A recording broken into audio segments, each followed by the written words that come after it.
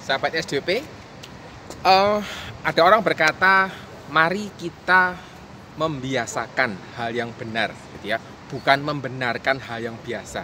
Saya setuju dengan perkataan ini. Kenapa? Karena ada banyak hal yang terbiasa dikerjakan di masyarakat, tetapi itu hal-hal yang mungkin tidak tepat, mungkin tidak mungkin tidak sopan atau bagaimana, tetapi karena sudah terbiasa dikerjakan, maka orang membenarkan itu. Misalnya buang sampah sembarangan, karena banyak orang mengerjakan itu, maka orang dalam itu bisa membenarkannya. Jadi mari kita membiasakan hal yang benar dan bukan membenarkan hal yang biasa. Kali ini saya berada di sebuah ikon kota Stockholm yang bernama Skyview.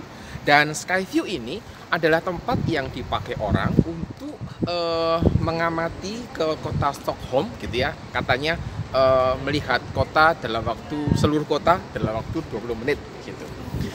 Topik yang akan saya bagikan selama saya ada di tempat ini berhubungan dengan inovasi pembelajaran apa yang dapat dilakukan.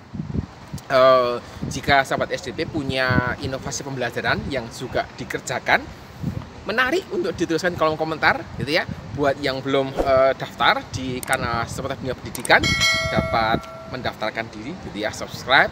Paling tidak Anda mendapatkan update yang terbaru, bisa berbagi informasi juga, gitu ya.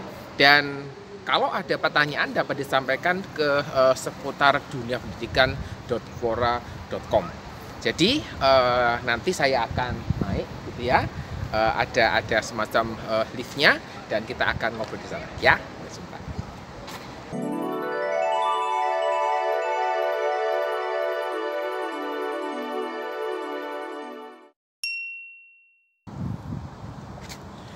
Ya, ternyata di atas tidak bisa syuting, gitu ya, kawatnya cukup singkat. Jadi saya akan sampaikan dari bawah, tapi nanti akan ada bonusnya, gitu ya. Di akhir video saya akan sampaikan beberapa hal ya terkait dengan Skyview yang tadi baru saja saya naiki. Jadi inovasi bagian dari sebuah pengembangan. Jadi ketika kita berusaha mengembangkan sesuatu menjadi hal yang baru, yang mungkin dikembangkan dari yang lama, itu namanya sebuah inovasi. Dan menurut saya pendidikan juga tidak lepas dari yang namanya inovasi. Jadi saya akan berbagi dua hal, gitu ya, tips dan trik terkait dengan dunia pendidikan yang semoga bermanfaat. Di dalam kelas biasanya guru memberikan materi, gitu ya, mengajarkan materi, menjelaskan dengan gambar, dengan cerita dan sebagainya. Kemudian kadang juga ada soal latihan yang diberikan. Biasanya berhubungan dengan matematika misalnya, atau kalau di tingkat SMP SMA ada fisika, ada kimia, dan beberapa mungkin yang perlu melakukan perhitungan, mungkin di geografi juga. Nah, ketika soal ini diberikan, kemudian siswa mengerjakan, biasanya, gitu ya, setelah beberapa menit guru akan bertanya, gitu ya, siapa yang bisa mengerjakan sebagainya. Pertanyaannya adalah, gitu ya, siapa di antara semua murid yang ada itu yang akan dipanggil untuk mengerjakan di depan? Ini menjadi pertanyaan yang mungkin retorik begitu ya, karena cukup umum, gitu ya, apa yang dikerjakan di kelas. Tetapi ada beberapa hal yang saya amati dan juga saya kerjakan, dan dampaknya berbeda ketika saya mencoba menggali lebih dalam dari mereka yang dalam tanda kutip terlibat di dalam eksperimen yang saya kerjakan ini. Nah, setelah sekitar 5-10 menit setelah guru berkeliling, gitu ya, kalau dalam bahasa sehari saya mengatakan guru patroli, gitu ya, di tiap hari lihat siswanya mengerjakan dan sebagainya. Lalu guru akan bertanya begini, anak-anak yang bisa mengerjakan siapa ya, gitu, ditanya, gitu. Dan biasanya yang bisa mengerjakan angkat tangan, saya bu, saya pak, begitu. Yang merasa ragu-ragu atau tidak bisa mengerjakan atau mungkin tidak mengerjakan, biasanya mereka juga tidak akan angkat tangannya mengatakan bahwa saya selesai mengerjakannya, karena toh memang tidak mengerjakannya, gitu ya. Dan situasi yang terjadi di Indonesia adalah guru akan memanggil mereka yang bisa mengerjakan. Jadi anak-anak ada yang bisa mengerjakan, ada angkat tangan 3 atau 4 orang, kemudian gurunya pilih, oh yang itu aja gitu, yang diminta mengerjakan. Dan ini menjadi sebuah praktek yang umum dilakukan. Tetapi apakah ini sesuatu yang, saya tidak mengatakan bahwa ini salah, saya tidak mengatakan bahwa ini benar gitu ya. Tetapi apakah kita memberikan dampak tertentu dari apa yang kita lakukan ketika memanggil mereka yang angkat tangan itu untuk mengerjakan di depan. Kalau kita bicara dampaknya gitu ya, dampaknya terkait dengan begini. Kalau saya adalah siswa yang bisa mengerjakan sendiri gitu ya, kemudian saya dipanggil guru untuk mengerjakan, saya akan maju gitu ya, maju ke kelas gitu ya, dengan bangga gitu ya. Bangga kenapa? Karena saya bisa mengerjakan gitu. Kemudian saya tampil di depan, saya mengerjakan apa yang dikerjakan, kemudian saya duduk kembali di tempat di mana saya seharusnya duduk. Dan ketika guru mengatakan, ya ini yang dikerjakan sama Hani betul begitu, maka saya kembali dengan rasa bangga bahwa saya bisa mengerjakan. Saya kembali dengan rasa bangga bahwa saya bisa mengerjakan sendiri tanpa bantuan orang lain. Tidak lebih. Tidak ada hal lain yang hal lain positif yang saya bisa bayangkan terkait dengan hal ini. Dan ini juga saya coba gali dari beberapa mahasiswa yang di kelas yang lain diperlakukan dengan cara yang seperti ini. Nah, sekarang di mana letak inovasinya gitu ya? Inovasinya adalah saya biasanya memanggil mereka yang tidak angkat tangan. Artinya, saya memanggil mereka yang melaporkan diri kepada saya bahwa mereka tidak bisa mengerjakan soal yang saya berikan. Orang mengatakan, wah itu sebuah hukuman gitu. Buat saya tidak. Dengar dulu baik-baik gitu ya. Karena ini masalah kerelaan. Kerelaan untuk belajar, kemauan untuk belajar. Saya berjanji begini kepada mereka. Buat yang bersedia untuk maju, yang tidak bisa mengerjakan, tapi bersedia untuk maju, saya akan bantu, saya akan berikan arahan pelan-pelan supaya bisa mengerjakan sendiri. Tapi bukan saya akan tulis ini, tulis itu, enggak. Saya akan bantu dengan beberapa pertanyaan yang bisa menolong mereka untuk mengerjakannya sendiri. Dan itu yang saya kerjakan. Apakah lama? Mungkin perlu waktu lama. Tetapi dampaknya cukup menarik kalau sahabat nanti dengarkan bersama-sama. Dampaknya adalah gitu ya, mahasiswa atau siswa gitu ya akan belajar langkah demi langkah cara berpikir secara sistematis gitu ya. Jadi sebelumnya yang mungkin tidak punya bayangan sama sekali karena terlalu banyak teori yang dimasukkan gitu ya, yang diajarkan, tidak bisa berpikir secara terstruktur, maka ketika mereka ada di depan mengerjakan, dituntun satu demi satu, diajari langkah demi langkah, dituntun cara berpikirnya, maka mereka bisa gitu ya mengerjakan. Dampak yang pertama pasti mereka, oh iya, ada perubahan cara berpikir, ada perubahan cara berpikir lebih terstruktur gitu. Yang kedua yang lebih penting adalah ada rasa percaya diri karena akhirnya saya juga bisa mengerjakannya. Tapi kalau dibandingkan dengan yang pertama tadi beda gitu ya.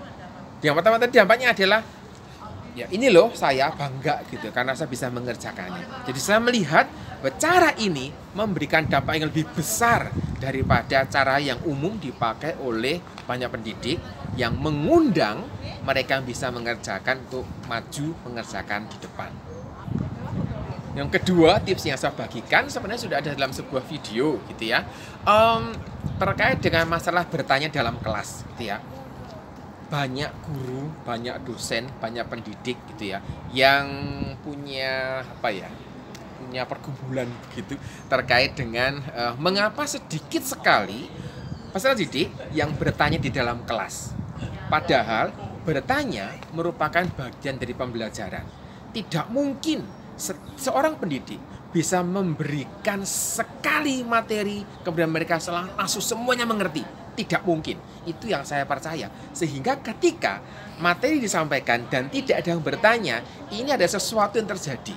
Entah malu bertanya, entah takut, dan sebagainya. Ketika guru bertanya, apakah ada yang bertanya? Kemudian ternyata tidak ada angkat tangan, begitu ya. Pertanyaannya adalah, apakah memang benar-benar gitu ya tidak ada yang bertanya di dalam kelas? Belum tentu gitu ya. Simak video yang sudah beredar beberapa bulan yang lalu terkait dengan hal ini. Karena ketika seorang guru tidak menerima pertanyaan, tidak menerima informasi dari siswa bahwa saya bertanya, belum tentu tidak ada pertanyaan sama sekali dari siswa. Dan ini menjadi sesuatu yang menarik ketika kita bisa menggali gitu ya, sebenarnya apa yang mungkin akan ditanyakan oleh siswa. Jadi jangan lupa simak videonya ya. Saya yakin bahwa inovasi pembelajaran itu bukan dari saya saja, karena setiap orang pasti punya pengalaman, punya inovasi.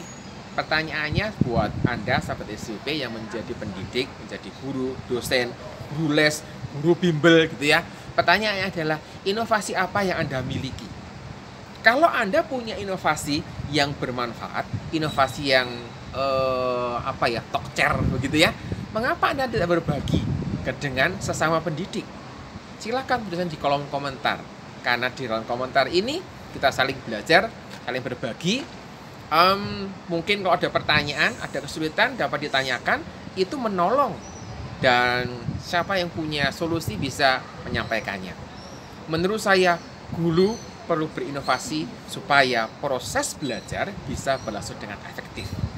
Setelah ini, saya akan sampaikan beberapa hal terkait dengan Skyview gitu ya, yang saya naiki. Ini bagian dari bonus begitu ya.